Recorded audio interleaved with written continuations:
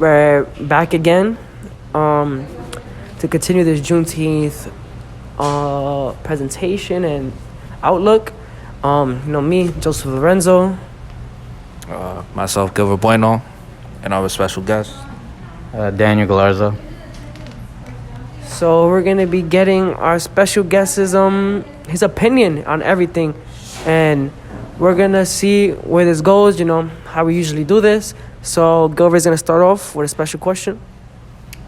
Just first off, I want the viewers to get your perspective. How are your feelings towards Juneteenth and the history of, the African American race, and the races of all colored people? My feelings on it, the way I see it is, it was a beautiful thing that happened back then, freeing all slaves. What it means to me is just that itself, freedom. Because of the color of my skin, your skin, we wouldn't be able to even have this discussion back then. Even going forward, my kid, you guys, future kids, it would just be an ongoing cycle if this never happened. This is very important to me. So I noticed that you mentioned, your children, future children and everything. What are your hopes for your future children with June 19th and just progression for colored people?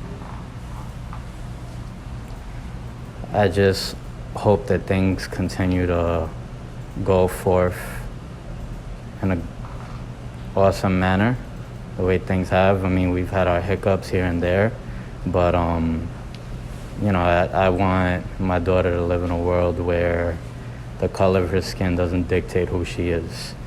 The things that she says, all of that,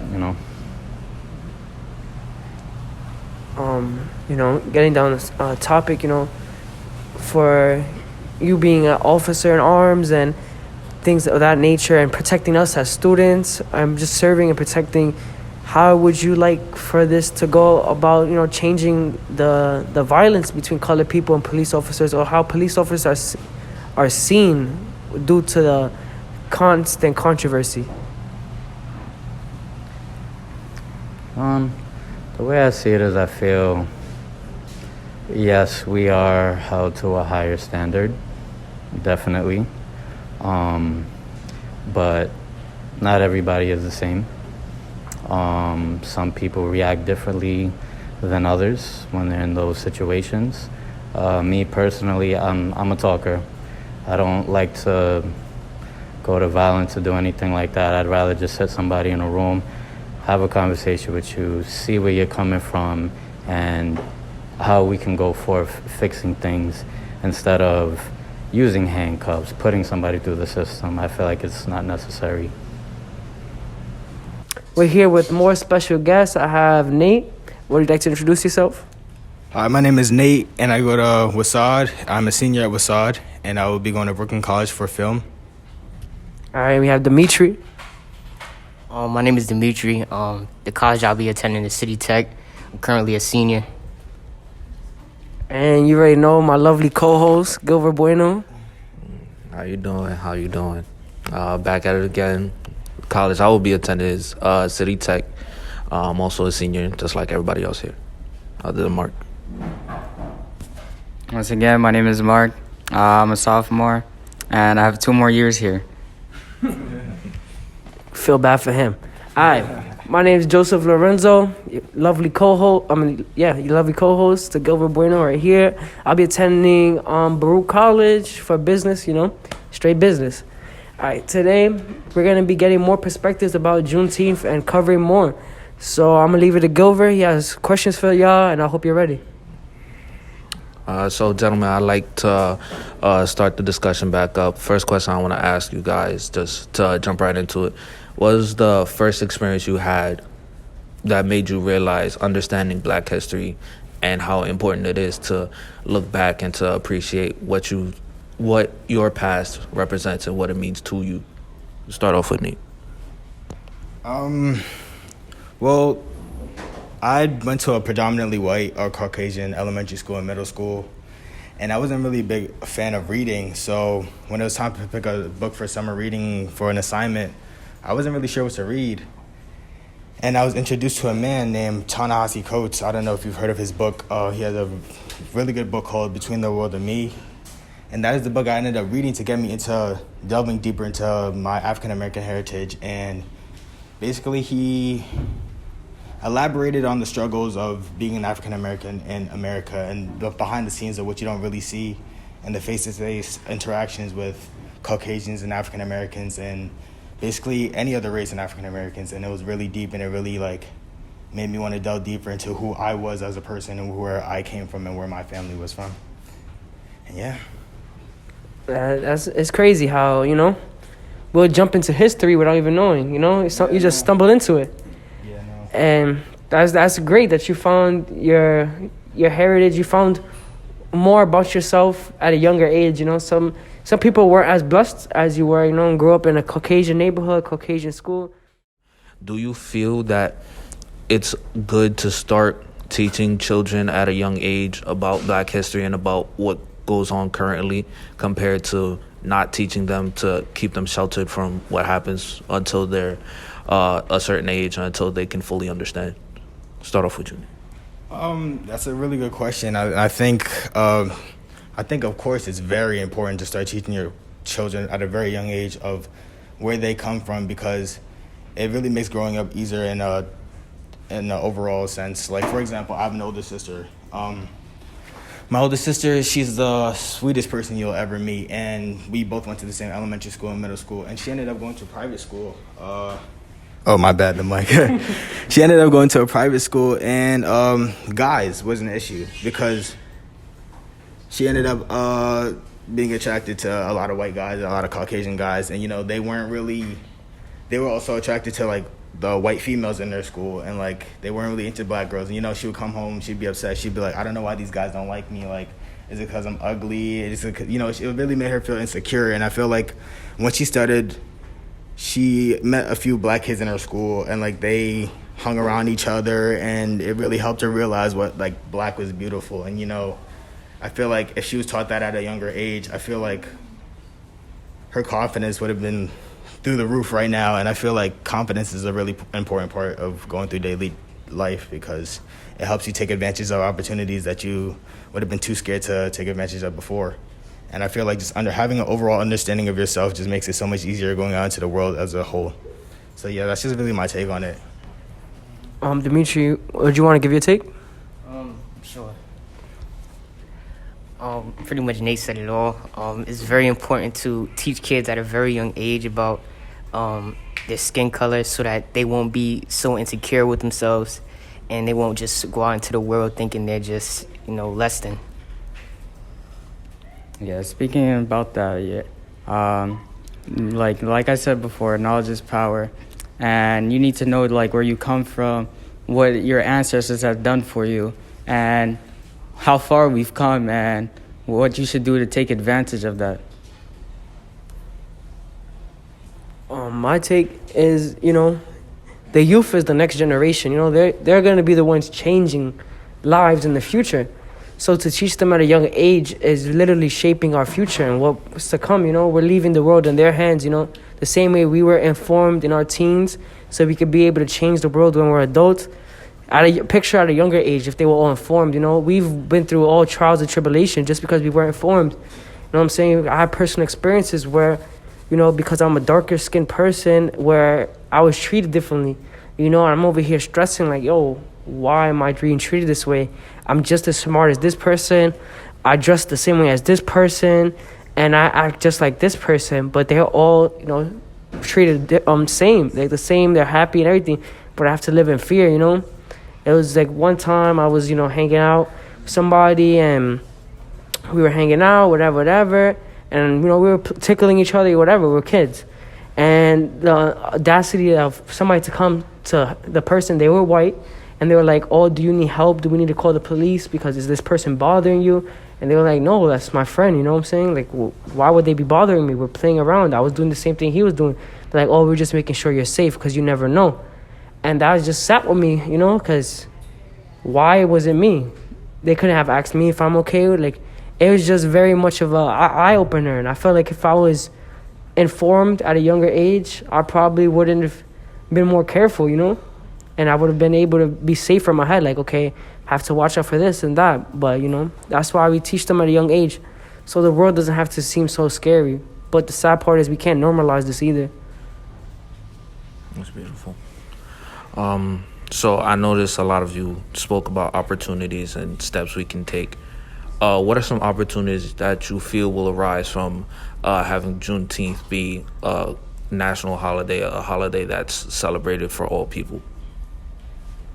I mean, I just feel like it's another chance to get, there's still plenty of students, young African-American students, who are in that same predicament where I feel like we all were in, where we were a little bit, like, confused as to, like, why it would be communicated to differently than, per se, a Caucasian person, or why it would be, like, treated differently in general, you know? Like, when you go to the store and you're, say, a store clerk follows you around. Like, I know we've all experienced that. Like, I feel like if we had holidays like Juneteenth instated, I feel like that's actually a really good question that I had to think even about. I just feel like it's another opportunity to have children learn things that they didn't know before. It's like a landmark to show how far we've come, but yet also how far we have to go still. And I feel like we can never stop teaching, and there's nothing that there's always more that we can learn about ourselves. And also, I just feel like it'll give African Americans a sense of pride in themselves, especially after we've been taught to dislike the color of our skin, or it's televised where we see a bunch of shows showing like a friendly white cast, and we're not really depicted in television as much as we really should be. And I just feel like anything to help reinstill that pride of our African heritage would be a great help and a great service to our African American communities all over. American descent, like growing up, I feel like the only true African American main characters we had were like That's So Raven and Corey in the House, Little Bill, things like that. But besides that, we only had side characters, or even, sad to say, like criminals. And that's what we're here to change. You know, we're here to make a difference. We're here to make a change. Mitchell, you have any thoughts on that? Yeah, I definitely agree with everything that you said. It also made me think about I thought of a show that my brother, I believe he watches. It's called Craig of the Creek. Mm-hmm. Yeah, Craig of the Creek, and it depicts African American. It actually is an African American male, little kid, and I believe what's it called? I'm glad that Cartoon Network kind of took that step to like you said, bringing awareness to black people and things like that. Yeah. Sorry about that. It's okay. You have more?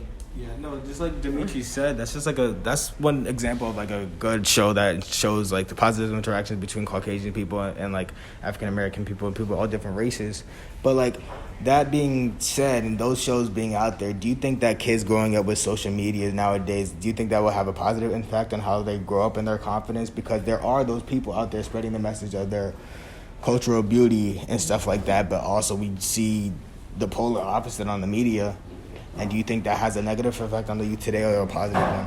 Wait, can I ask a question? I'm sorry. It's okay. It's open. The beautiful thing is, though, that we grew up in a time where we watched Disney movies a lot, and we finally were able to have princesses of color descent, and make these young women feel so happy to be a color. Like Moana, she's darker skin, she's brown towards me and Gilvert's color. And she's beautiful, something a little girl could look up to, wow, Mom, I want to be just like her. I want to be one with the ocean. I want to be happy. She's a princess. And then the Princess and the Frog, coming from Louisiana with a different culture, her skin color is beautiful, and she became a beautiful princess, And we're just showing these young women, hey, you can be perfect. You're perfect the way you are. You don't have to change nothing. Your culture is what makes you a queen. Don't ever forget that. And then with young men like the Prince and the Princess and the Frog, how he was smooth, he had suave, he was running game, he was cool. And then Maui from Moana, a person that has achieved so much in his lifetime. Like, his tattoos showed every achievement. His whole body was covered in tattoos. And it was like, wow, like, you know, you're teaching these children your color is what makes you strong. Like, you know, the saying, black don't crack. And it was showing like, hey, they've been through so much. She went through changing into a frog and having to go through all this life of danger stuff. And she fought through it like anything. And then Maui, he went through everything. Moana went through everything. And they did not fold once. They did not doubt their abilities once. And that's amazing to teach these children. All right, we're here with the continued version of day 2. I'm here with Mr. Baldwin, Mr. Kayla. All right, so basically, we're here talking about Juneteenth, the upcoming of a new holiday, talking about how, you know, in Texas when they first became the free slave state, and how it just, you know, it's a new up-and-coming thing for us, and how for us as people of color, how it just changed our whole perspective. Gilbert?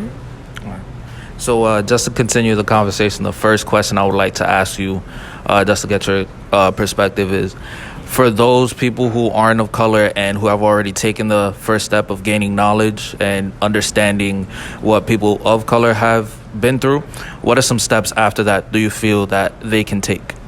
Okay, I'll pass it to you first. Hi, my name is Akela. I am one of MSK advisors. I just want to thank you guys for having me. I think the first step for other people that's not of color is just to acquire the knowledge of what we went through in the past, and for the future, for us to continue just working together to establish the help we all need to come together and to work together to be a unit. I guess I'll pass it to you. I feel like a really important step for non-African Americans who have African American friends or who have to interact with African American people every day. I feel like a very important part of the job is asking questions, like we said before, because it's very important. I feel like it's okay for them to have questions and to always want to know more about what's the respectable way to interact with your African American peers and also African Americans that you're getting to know.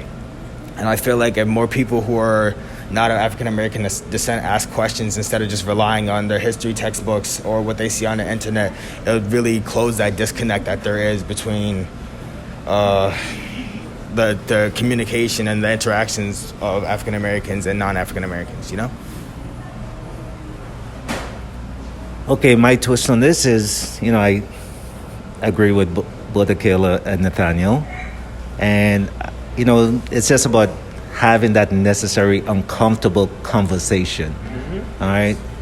You know, we have been exposed to all this wealth of knowledge on the internet. All right. So you need to take the time. You know, it's a very uncomfortable topic talking about it, but everyone needs to take the time. For those who are not aware, take the time to make themselves aware. Mm-hmm. Educate yourself. And by educating yourself, you become aware of what's going on, and you feel a little sense of empathy towards everybody else, because after all, you know, we are equals. All right, so they need to take the time to have that uncomfortable conversation with us. All right, and before they do that, they need to find out why it is what happened. Okay. Yeah, that goes back to, you know, our day one conversation, you know, how we ended off yesterday with just understanding, you know, this world will become such a better place if we have all a decent understanding of everybody, you know. And also, we talked about how pride could get in the way of things, you know. Some people could be too prideful to tell them how it is. Some people could have too much pride to even ask. And then that's where we get the disconnect. Like we've been stating here, you know, as long as we have understanding, could push your pride to the side, this world will change so much. You know, the government has too much pride to change things because they feel like, oh, if I change something, then people will be like, damn, the people who are advising us are wrong. How can we trust them? Like, you just got to push that pride to the side and make a change for the better for everybody, because, you know, the decisions they're making is not just for themselves and make themselves look better. It's for all of us. At the end of the day, you know, they make laws, they make rules. They put their pride to the side and actually be like, hey, like I said yesterday, a little kid takes a toy from another kid and it belongs to him, but he's having fun with it the teacher's gonna be like, you know what, he's having fun. I don't want to take it from him. Should I let him be or give it back to the kid who's belonging to? Because, you know, he's gonna feel a type of way. And it's making that decision. You know what's right and you know what's wrong. It's just you have to make that choice. I definitely agree with you. I think that goes back to what Mr. Baldwin was saying, where having that discomfort and having that conversation, because not a lot of people can go into the conversation understanding that, okay, this was an impactful thing that you just said, and just being okay with being uncomfortable is something that's really important, like Mr. Baldwin said. That was beautiful, especially how you brought up having that uncomfortable conversation, how the conversation is the next step. Once you gain that knowledge, it's important to speak to those people of color who are a part of your day-to-day life and understand further their own personal feelings and their own personal thoughts. And on the topic of personal thoughts, what's a change that you wish to see the most once June 19th comes and is a global holiday? What change do you wish to see most in a day-to-day life of a colored person? Want to start or should I start? You can go ahead. All right. I mean, what I'm going to say is pretty broad and pretty general, but I feel like this is just the overall expectation of all of this, which is like seeing, I feel like the overall hope for having holidays like Juneteenth is just overall improving the interactions between non-African Americans and African Americans, just making that whole altercation more comfortable for both parties, you know, and having a little bit more respect for one another, in the sense where we could feel like we could work hand in hand and go through our day-to-day life without feeling threatened by somebody because of, let's say, the color of their skin. And I just feel like